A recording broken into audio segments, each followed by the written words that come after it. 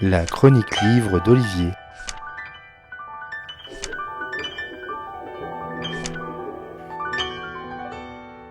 Mai 1981, ce mois résonne comme une révolution politique. Les Français allaient choisir un gouvernement de gauche pour les 7 prochaines années, avec comme président un certain François Mitterrand, le premier chef d'État de gauche de la Ve République.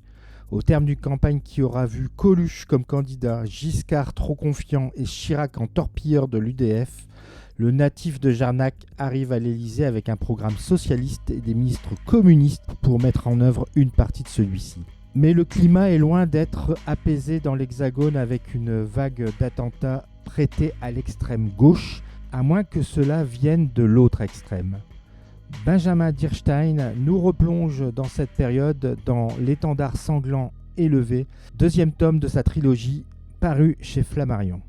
En cette année de changement, avec le vent politique qui tourne, le sac est mis à sac et Paolini change de boutique pendant que la lieutenante Linard gagne des galons en s'occupant de l'extrême gauche.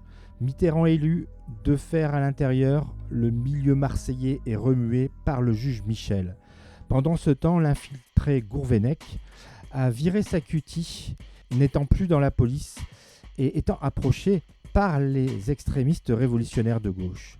De son côté, Vauthier continue de gangréner la nuit parisienne au Tchibanga et a gardé le contact avec ses amis pour fomenter des actions de déstabilisation au Tchad et en Libye.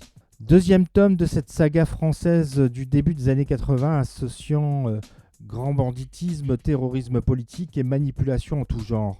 Benjamin Dierstein poursuit dans la même veine avec toujours autant de détails et de talent pour notre plus grand plaisir de lecteur.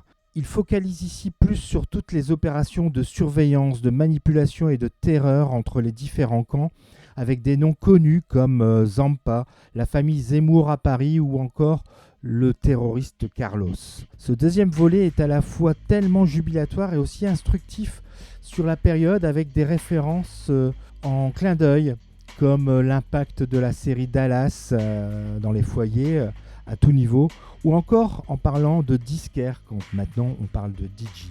Un magnifique pavé à jeter dans la mare du politiquement correct, L'étendard sanglant élevé est à lire comme sûrement sa suite.